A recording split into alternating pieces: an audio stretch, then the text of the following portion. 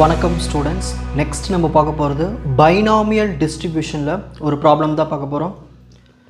A machine manufacturing screws is known to produce 5% defective. நல்லா கவனிங்க, இது பைனாமியல் டிஸ்ட்ரிபியூஷன் சம்மு தான் எப்படி கண்டுபிடிக்கிறதுனா, ஸோ பைனாமியல்னாலே ரெண்டு விஷயம், ஒன்று சக்ஸஸ், இன்னொன்று ஃபெயிலியர். இதில் பார்த்துட்டோம்னா 5% டிஃபெக்டிவ்னு சொல்லிட்டாங்க. அப்போ மிச்சம் என்னவாக இருக்கும்? மிச்சது எல்லாமே நான் டிஃபெக்டிவ்னு தான் சொல்லுவோம். அப்போ இந்த மாதிரி ரெண்டு விஷயம் வரும், ஒன்று சக்ஸஸ், ஃபெயிலியர். இந்த மாதிரி கொஷின் அமைஞ்சதுன்னா அது binomial distribution. A machine manufacturing screws is known to produce 5% defective in a random sample of 15 screws. So n value வந்து 15 screws. அதிலிருந்து நம்ம என்ன கண்டுபிடிக்க போகிறோம்னா, what is the probability that there are exactly 3 defectives. 3 defectives சொல்லிட்டாங்க, அதேமாதிரி 3 டிஃபெக்டிவ்க்கும் மேலே இல்லைன்னு சொல்லிட்டாங்க, not more then 3 defective. So இதை வச்சு நம்ம ப்ராப்ளம் சால்வ் பண்ண போகிறோம்.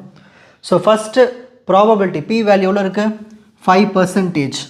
ஸோ அதை எப்படி எழுதலாம்? 5/100 எழுதலாம். அப்போ q வேல்யூ எப்படி கண்டுபிடிக்கலாம்? 1 minus p. So 1 minus p value இருக்குது 5/100.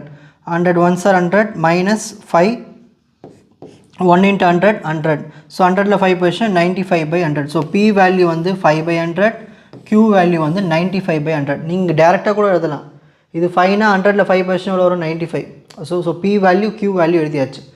நம்ம என்ன கண்டுபிடிக்க போகிறோம்? எவ்வளவு டிஃபெக்டிவ்ஸ், அதான் ப்ராபபிலிட்டி கண்டுபிடிக்க போகிறோம். ஸோ நம்ம எக்ஸ்ன்னு எடுத்துப்போம்.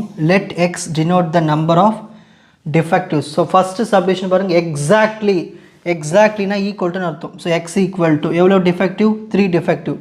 இதுதான் பைனாமியல் டிஸ்ட்ரிபியூஷனுக்கான formula. NCX P power X Q power N minus X. N எவ்வளவு ஸ்க்ரூஸு? 15 ஸ்க்ரூஸ். C X நம்ம என்ன கொடுத்துருவாங்க? 3. P வேல்யூனா இருக்குது 5/100. X வேல்யூனா இருக்குது 3. Q வேல்யூனா இருக்குது 95/100. N minus X. N என்னது? 15. 15 minus 3 12. ஓகேங்களா? அதான் N minus Xயில் 15 minus 3 12. இப்போ இதுக்கப்புறம் பாருங்கள், 15C3னா 15 3 டைம்ஸ் ரெடியூஸ் பண்ணுங்கள். 15 into 14 into 13.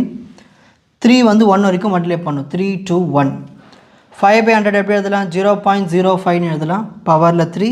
இது 0.95 பவரில் 12. இது அப்படியே கேல்குலேட்டரில் போட்டிங்கன்னா உங்களுக்கு 0.0307 வரும். இப்போ அடுத்து என்ன பண்ண போகிறோம்? நாட் மோர் தென் 3 டிஃபெக்டிவ்ஸ் அப்படின்னு என்னதுன்னா, நாட் மோர் தென் 3னா 3 இருக்கலாம், ஆனால் 3க்கு மேலே போகக்கூடாது. அப்போ என்ன வரும்? 0 1 2 3. ஓகேங்களா? ஸோ இது எல்லாத்தையும் அந்த ஃபார்முலா அப்ளை பண்ண போகிறோம். என்ன formula? NCX P power X Q power N minus X. N வந்து 15. இப்போ X வேல்யூ வந்து 0. P வேல்யூ Q வேல்யூ எழுதுங்க. Xக்கு 0. 15 மைனஸ் 0 15. ஸோ இது ஒரு பார்ட் முடிஞ்சதுங்களா? அப்படியே இங்கே பாருங்கள், இந்த 0 வந்து இப்போ 1 ஆகும், அப்புறம் 2 ஆகும், அப்புறம் 3 ஆகும், ஏன்னா இந்த எக்ஸ் வேல்யூஸ்க்கு. அப்புறம் n மைனஸ் எக்ஸ், இங்கே 15 அடுத்தன வரும் 14 13 12. ஓகேங்களா? 15 இந்த மாதிரி C0 இருந்தாலே இது ஃபுல்லாகவே இதோட வேல்யூ 1ன்னு அர்த்தம். ஓகேங்களா? Anything power 0 1. இதை 0.95 பவர் 15 எழுதிங்க. ப்ளஸ் இந்த மாதிரி C1 இருந்தாலே இந்த 15 மட்டும் எடுத்து எழுதுனா போதும். C0 இருந்தால் மொத்தமாக ஆகிடும் நம்மளுக்கு 1. C1 இருந்துச்சுன்னா இதுக்கு முன்னாடி என்ன நம்பர் இருக்கோ அதை எடுத்து எழுதிக்கணும். இன்ட்டு இது என்ன இருக்குது? 0.05 பவர் 1. இது 0.95 பவர் 14. 15C2 எப்படி எழுதலாம்? 15 2 டைம்ஸ் ரெடியூஸ் பண்ணணும். 15 into 14 by 2 வந்து 1 வரைக்கும் பண்ணணும். 2 into 1. இது normal as usual. Next 15C3 என்னது? 15 3 டைம்ஸ் ரெடியூஸ் பண்ணணும். 15 14 13, அப்புறம் 3 வந்து 1 வரைக்கும் பண்ணணும். 3 2 1. இது ஆஸ் யூஷுவல். இப்போ என்ன பண்ணுறேன்னு இது எல்லாத்தையும் அப்படியே கேல்குலேட்டரில் சால்வ் பண்ணிங்கன்னா உங்களுக்கு ஃபைனலாக இந்த ஆன்சர் வரும். செக் பண்ணிவிட்டு கமெண்ட்ஸில் சொல்லுங்கள் இந்த ஆன்சர் வந்துச்சா இல்லையான்னு. 0.994. மெத்தடை புரிஞ்சுட்டு போங்க, அவ்வளோதான். அப்படியே நீங்கள் அப்ளை பண்ணிடலாம். ஸோ ஒரு பைனாமியல் டிஸ்ட்ரிபியூஷனில் 2 விஷயம், சக்ஸஸ் ஃபெயிலியர், அதை வச்சு நீங்கள் கொஷினை கண்டுபிடிச்சிடலாம். இப்போது screenshot time. So first P value Q value கண்டுபிடிக்கணும். அவங்க கேட்ட கொஷினுக்கு ஏற்ற மாதிரி பைனாமியல் டிஸ்ட்ரிபியூஷனில் ஃபார்முலாவை அப்ளை பண்ணுங்கள். அந்த காம்பினேஷன்ஸை கரெக்டாக எப்படி பிரித்து எழுதுன்னு தெரிஞ்சுட்டா சம் போட்டுடலாம். First page, second page.